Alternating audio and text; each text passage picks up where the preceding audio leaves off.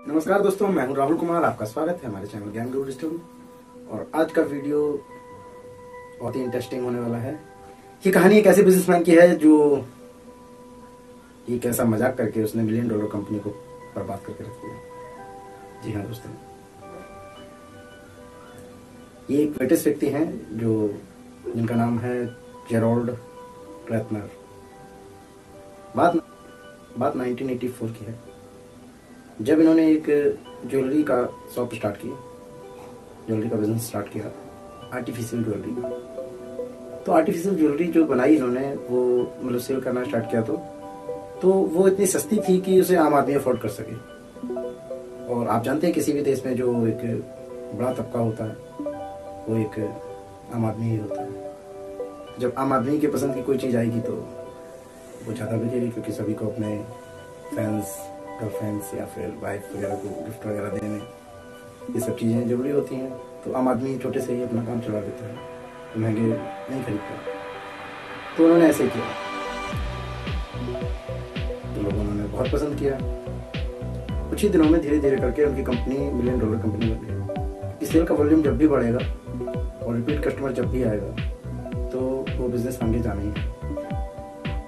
तो बात है यही, कोई 4-5 साल में उन्होंने 1991 में एक प्रेस्टिजियस इवेंट वहीं बर्तानिया में हुआ, इंस्टीट्यूट ऑफ डायरेक्टर्स में। तो वहाँ पर जब 6000 लोगों की भीड़ थी, जर्नलिस्ट भी थे वहाँ पर, बिजनेसमैन भी थे। तो सबके सामने जर्नलिस्ट ने इनसे एक सवाल पूछ दिया, रत्ना सर आप ये बताइए कि कैसे आपके एक जो प्रोडक्ट के बारे में हमें थोड़ी जानकारी दीजिए और कैसे आप इतना सस्ता बेच पा रहे हैं। इस बात पर रत्ना साहब ने जवाब दिया कि तो ज्वेलरी में उन्होंने एक दो ज्वेलरी का ऐसा नाम दिया कि इनकी कीमत जो कितनी मैं ले रहा हूँ वो उससे भी कम के है, और इनकी जो वैल्यू है उसके अलावा इसकी जीने की जो लिमिट है, एक सैंडविच जितनी है इसकी, उसकी एक सैंडविच से तुलना की, उनका एक सैंडविच की जितनी एज होती है उतनी इसकी एज। समझ सकते हैं आप कि एक सैंडविच तो 1-2 दिन में खत्म हो जाता है। उनका कहने का मतलब यही था कि हमारी ये ज्वेलरी 1-2 दिन में खत्म हो जाती है, टूट जाती है। तो इससे मेरा रिपीटेड कस्टमर आता है और सेल बढ़ जाती है। तो ये बात उन्होंने कह दी और जर्नलिस्ट ने दूसरे दिन छाप दी और मार्केट में ये बात चली गई। अब जब मार्केट में गई तो तब यही कुछ चंद महीनों में ही उनकी धीरे धीरे करके सारी दुकानें बंद होती चली गई, सेल बंद हो गई, लोगों ने उनसे सामान खरीदना बंद कर दिया। अब आप मुझे ये बताइए, किसी भी व्यक्ति को अमीर बनने के लिए या बड़ा बनने के लिए, सफल बनने के लिए, किसी व्यक्ति को सफल बनने के लिए क्या करना पड़ेगा? आप कहेंगे कि बहुत मेहनत करनी पड़ती है, कुछ लोग कहेंगे बहुत दिमाग लगाना पड़ता है। लेकिन अगर यही उल्टा कहूँ कि एक अमीर को गरीब बनने के लिए क्या करना पड़ेगा, तो आप कह सकते हैं कि एक भद्दा मजाक ही काफी है बर्बाद करने के लिए। ठीक ऐसा ही इन्होंने किया।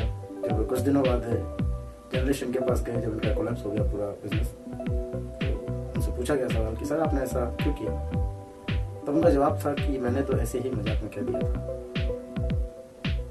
तो इतिहास का सबसे महंगा जाके ये माना गया है दोस्तों। अब आप सोचिए कि गलती आप कर देते हैं, कोई भी कर दे या आप या कोई भी कर दे, तो गलती एक छोटी भी हो सकती है, बड़ी भी हो सकती है, इससे फर्क नहीं पड़ता। गलती का जो रिजल्ट आ रहा है उससे कितना नुकसान हुआ है उसका साइज तय करता है कि गलती कितनी बड़ी थी। आपको कहने में जरा सी देर लगी कि मजाक करें, बट एक उस टाइम के हिसाब से जोड़ा जाए तो $1.5 अरब एक बहुत बड़ी रकम होती है। उतने का नुकसान हुआ। आप सोच सकते हैं कितना बड़ा नुकसान उस टाइम मैंने झेला। खैर इस टाइम वो एक मोटिवेशनल स्पीकर हैं और चल रहे हैं अच्छे से और बिजनेस भी संभाल रहे हैं, छोटा मोटा भी है। उस लेवल पे तो नहीं पहुंच रहा है जहाँ पर वो पहुंचे थे, क्योंकि किस्मत एक बार मौका देती है। और अगर आप उसे ना संभाल पाए, क्योंकि कहीं पर मैंने पढ़ा था कि बड़ा सफल होना एक अलग बात है, लेकिन सफल होकर वहां पर टिके रहना वो सबसे बड़ी बात है। क्योंकि वहां पर टिकना बड़ी बात हो जाती है, सफल बने रहना बड़ी बात हो जाती है। आप एक टाइम के लिए सफल हो जाएंगे, लेकिन जीवन में उतार चढ़ाव आते रहते हैं।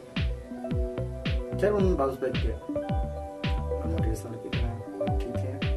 ऐसे ही अपने यूट्यूब पर भी ऐसा काफी सारे लोग पड़े हुए हैं, उनके बारे में बोलना इसलिए जरूरी बन जाता है क्योंकि बोलना मैटर करता है, आपकी बातें मैटर करती हैं। कुछ भी अगर मार्केट में जाएगा तो उसका अगर गलत असर पड़ा तो कहीं ना कहीं हम भी समाज का हिस्सा ही है। मैंने कई ऐसे वीडियो क्रिएटर्स को देखा है जो जिन्हें लोग फॉलो करते हैं, अच्छे से फॉलो कर रहे हैं और उनके फॉलोअर्स काफ़ी सारे हैं, और वो भी गलतियाँ कर दे रहे हैं, छोटी मोटी नहीं, बहुत बड़ी गलतियाँ कर रहे हैं। जैसे कि अभी मैं नाम नहीं लेना चाहूँगा, अभी हाल ही में एक वीडियो रिलीज हुआ जिसमें एक व्यक्ति कहते हैं कि इस स्टॉक में आप पैसा लगाइए,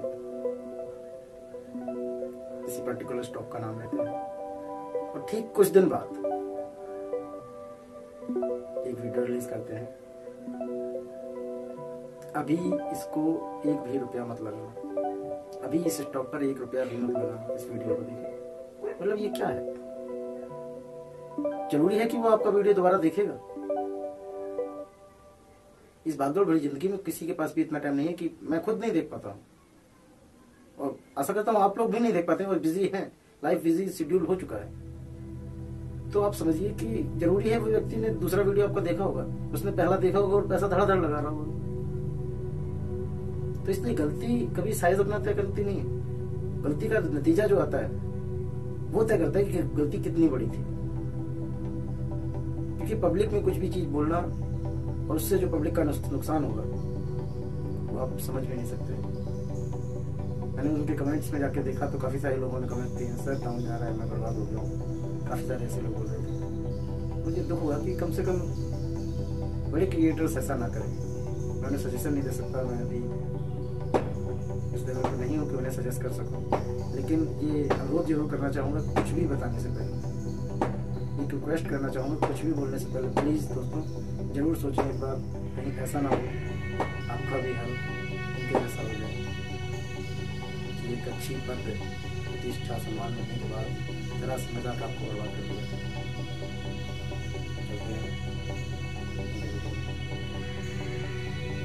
वीडियो को पूरा देखने के लिए आपको बहुत बहुत धन्यवाद।